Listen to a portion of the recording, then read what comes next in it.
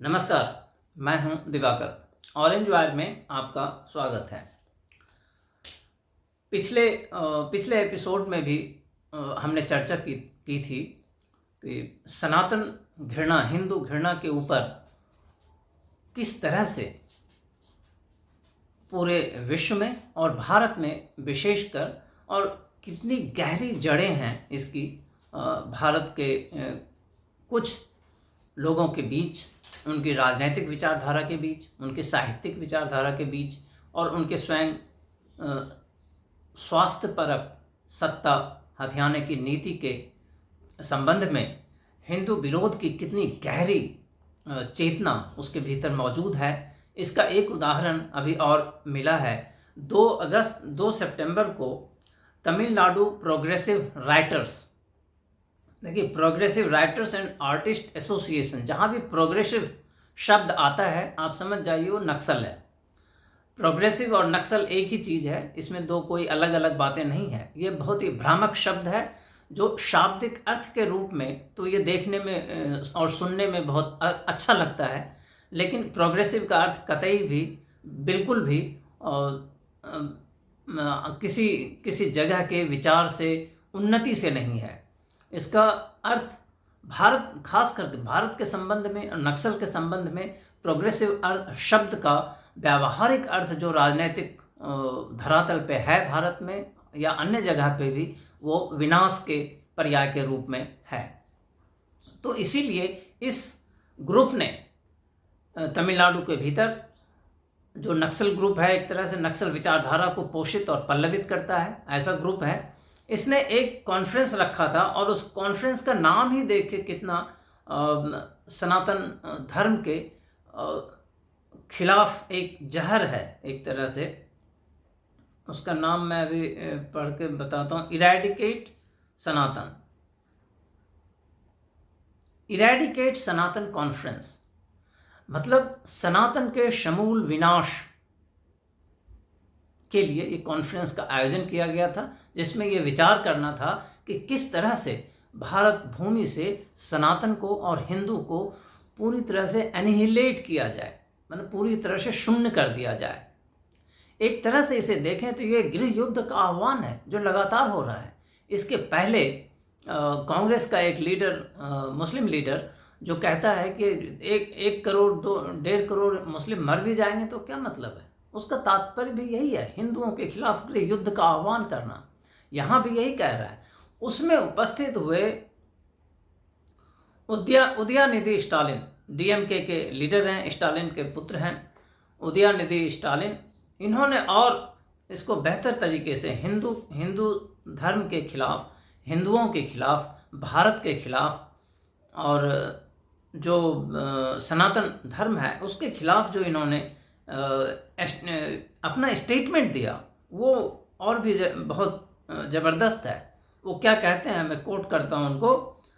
The title of this conference has been excellently coined, मतलब आपने जो कॉन्फ्रेंस का ये नाम दिया है, ये बहुत ही बेहतरीन तरीके से आपने इस नाम को बनाया है। You have named it abolished, eradication, abolished मतलब समूल नाश Sanatan conference and not oppose Sanatan conference, मतलब बजाय इसके कि आप सनातन धर्म में आप किसी विसंगति को ढूंढ के उसका विरोध करें, ऐसा कॉन्फ्रेंस आपने नहीं किया, बल्कि आपने सीधा सीधा जड़ पे प्रहार किया और आपने ये कहा कि इस सनातन धर्म का, हिंदू का, भारत का, भारतीय संस्कृति का समूल विनाश हो जाना चाहिए। इस कॉन्फ्रेंस का ये उद्देश्य है।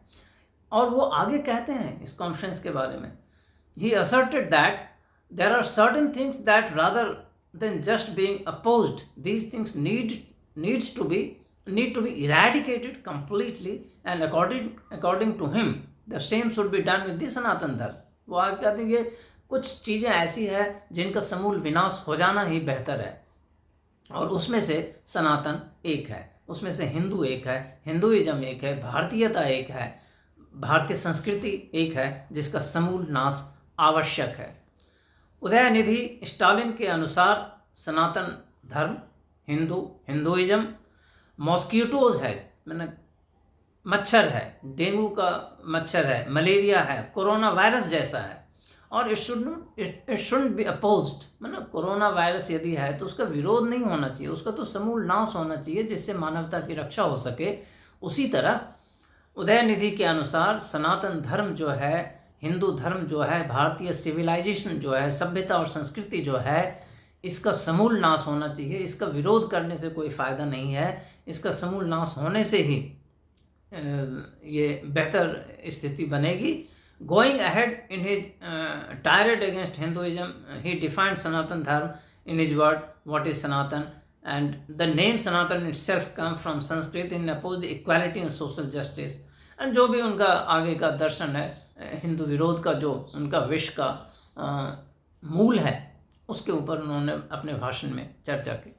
तो मैं इस बात को आज फिर से ये रखना चाह रहा हूँ कि किस तरह से भारत के बड़ा वर्ग भ्रमित है, उनको राजनीति के इस व्यवहार से, इस डेवलपमेंट से, और जो चल रहा है सनातन के खिलाफ, देश के खिलाफ, संस्कृति के खिलाफ, भारत के खिलाफ, उनके खिलाफ, उसके बारे में वो अवगत नहीं है, अवेयर नहीं है, ऐसा लगता है। स्टालिन एक प्रैक्टिसिंग क्रिश्चियन है, ये पूरा परिवार क्रिश्चियन परिवार है, और आप जैसा जानते हैं क्रिश्चियन का अपना एक मजहबी नेटवर्क होता है, और वो सपोर्ट में होता है, और राजनीतिक सत्ता इनका चेन्नई में, तमिलनाडु में बहुत पुराना है, पारिवारिक पार्टी है।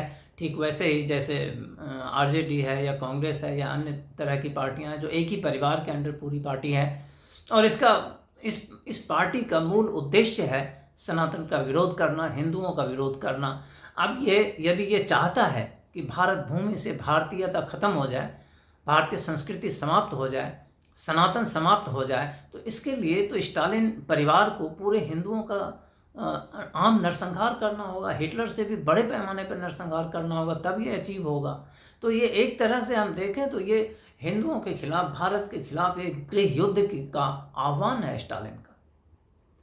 लेकिन मैं समझता हूँ कि सुप्रीम कोर्ट के नज़र में, पुलिस के नज़र में, देश के अन्य गीत लिखने वाले नक्सल पत्रकार के नज़र में, जो मोनू इन आवर लाइफ जैसे गीत के रचयिता बन जाते हैं रातों रात, इन सब नक्सल पत्रकारों को इससे कोई फर्क नहीं पड़ेगा। ये कभी भी इस इरेडिकेशन ऑफ सनातन धर्म के कॉन्सेप्ट पे अपने शब्दों को व्यय नहीं करेगा, गीत नहीं लिखेगा, गाने नहीं लिखेगा, क्योंकि उनका भी विचार यही है जो स्टालिन का विचार है, जो रूस के स्टालिन का विचार था, अब जो चेन्नई के स्टालिन का विचार है, वही विचार इन नक्सली पत्रकारों का भी होता है, वही विचार देश में अनेक अज्ञानी और नक्सल विचारधारा से प्रभावित लोगों का विचार है। इसलिए ये विचार उनके लिए घृणास्पद विचार नहीं। ये हिंदू धर्म के, हिंदुओं के प्रति जो घृणा और जहर और विष का वमन है, ये उसे उद्वेलित नहीं करता है, ये उसे विचलित नहीं करता है, इसका वो कोई संज्ञान नहीं लेते हैं। तो ये इतना बड़ा विरोधाभास है। यदि रवीश कुमार में थोड़ी भी इंसानियत बाकी है, शर्म बाकी है, तो उसे एक गीत इस पर लिखना चाहिए। किसी भी संस्कृति और समाज का समूल विनाश ही नरसंहार है, और इस नरसंहार के ऊपर यदि रवीश कुमार जैसे नक्सल पत्रकार कुछ कहते हैं, गीत लिखते हैं, तो मुझे लगता है कि वो अभी तक इंसान है। यदि वो नहीं लिख पाता है एक शब्द भी इस पर, तो शायद वो पूरी तरह से इंसानियत खो चुका है, और वो एक, मैं जैसा बार बार कहता हूँ, वो नक्सल विचारधारा का पत्रकार है, वो वाकई नक्सल विचारधारा का पत्रकार है, और वो भी इसी विचारधारा को संपोषित करता है, पुष्पित करता है, पल्लवित करता है, और उसकी भी आंतरिक इच्छा यही है कि भारत का समूल विनाश हो जाए और यहाँ किसी विचारधारा वाले लोगों का सत्ता स्थापित हो। तो इस अंक में इतना ही दोस्तों, धन्यवाद।